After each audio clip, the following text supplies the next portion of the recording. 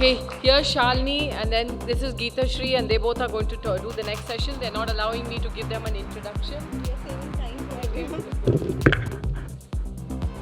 Yeah, so good evening, everyone.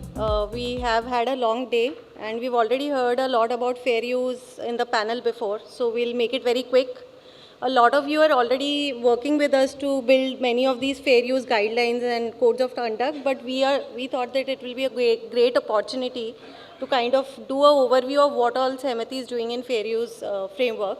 So we'll just do a very quick update on what all initiatives we have taken, and the rest we are already available to the entire ecosystem for questions and answers offline. So I'll just start with the slide, not required. We've been hearing about it, but this is really important for Team Sehmati. Anything when we do in terms of building code of conduct best practices, the primary focus we have in mind is the user. At the end of it, whatever you're doing is for the user.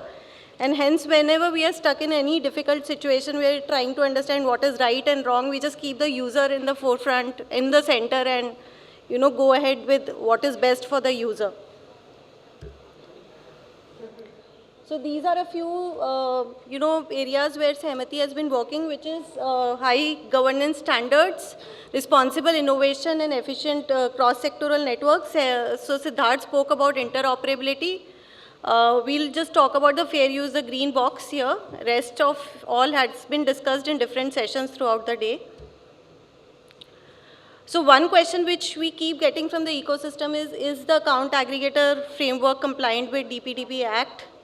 And we actually did a quick assessment of, the various principles of the DPDP Act and see whether account aggregator actually is in sync with what the DPDP Act says. And this is our interpretation of the different principles of the account aggregator framework and how does we see it in the account aggregator framework. For example, lawfulness, fairness, and transparency. By DPDP Act, it would mean a lawful activity. But for Sehmati, because this account aggregator is a regulated ecosystem, it means that only eligible REs are allowed to participate. And the use cases are aligned to the charter of the entity. So one important question which is very relevant is that account aggregator should not be seen as a scope expansion for an RE.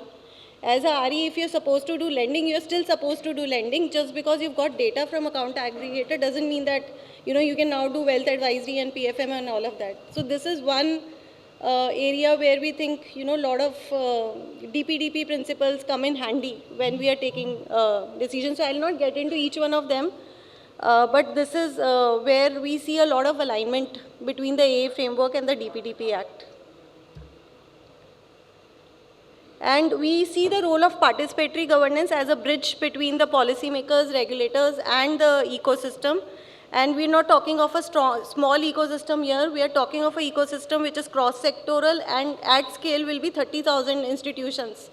So, again, there is a myth that, we are just talking about one data sharing utility. Why do we need so much governance around it? But that data sharing utility is inherent to all entities who are operating in the financial sector, and hence it is really critical in the overall financial sector of the country.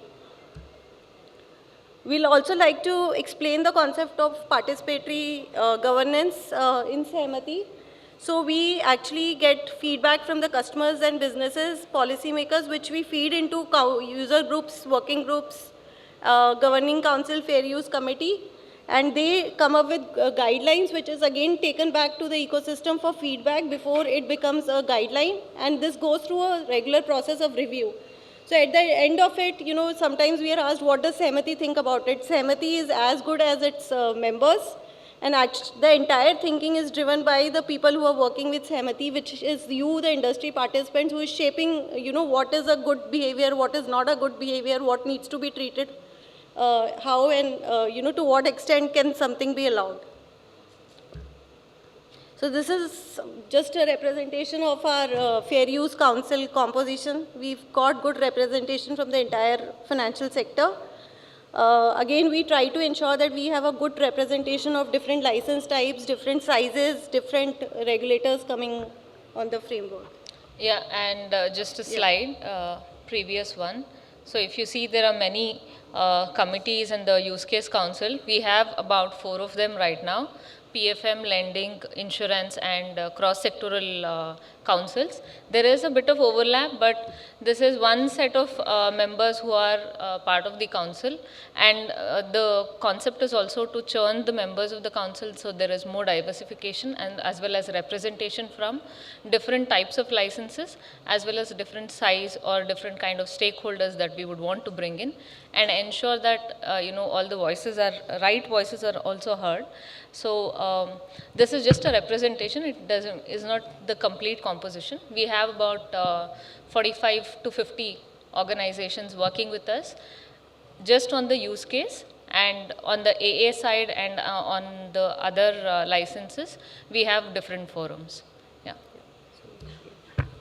So the way we look at the fair use framework is that we are currently working in 6 areas, which is, so when an entity is coming onto the account aggregator system, while it has been defined that the entity has to be a RE, but how do you ensure that only regulated entities are participating in it as a FIU?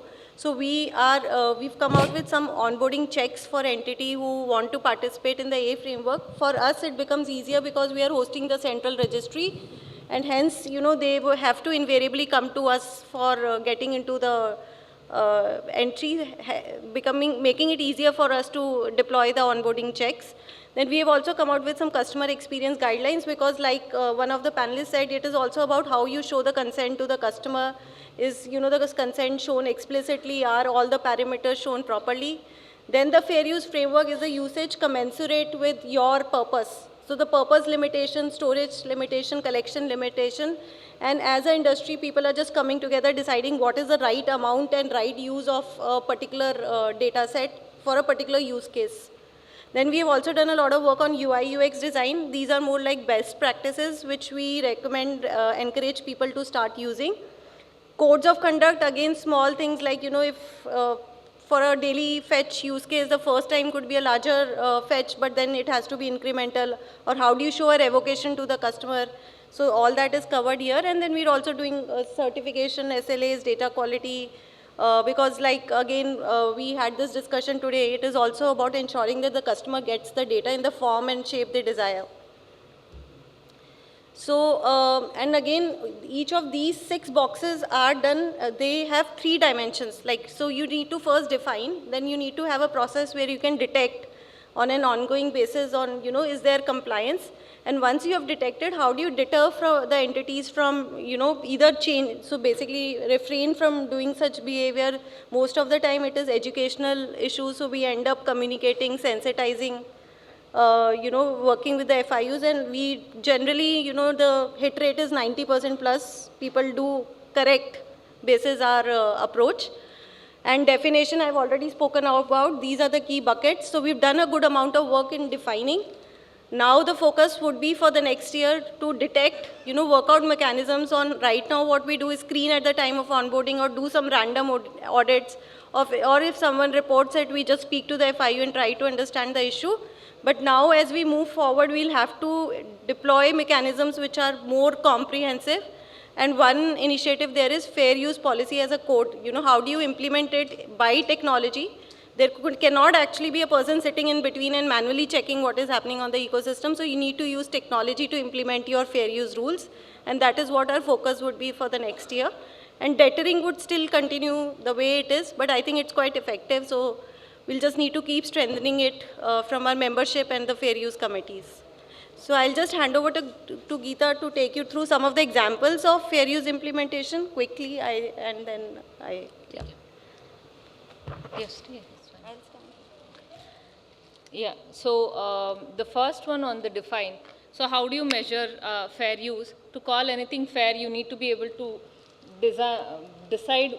define actually basically what is the right amount of use, and then you can say that whether it's fair or not, and measure the behavior of others and map it and say whether it is good or bad.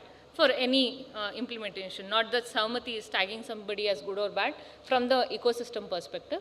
So in the define part, the foremost work that we've done is to define the usage templates. There are several, more than 20, 30 use cases that came to us, and we saw a common pattern across all of them, and those were made into different standardized common templates that we call as fair use template library. These were finalized through councils and by participation from the council members. So if you see the specs that we have right now allows for 5 purpose codes, but as I said, there are more than 20, 30 use cases that we've come across. To map the most common ones, we were able to standardize the template. When I say template, they're just the upper bound of the consent attributes that are there for each of these use cases.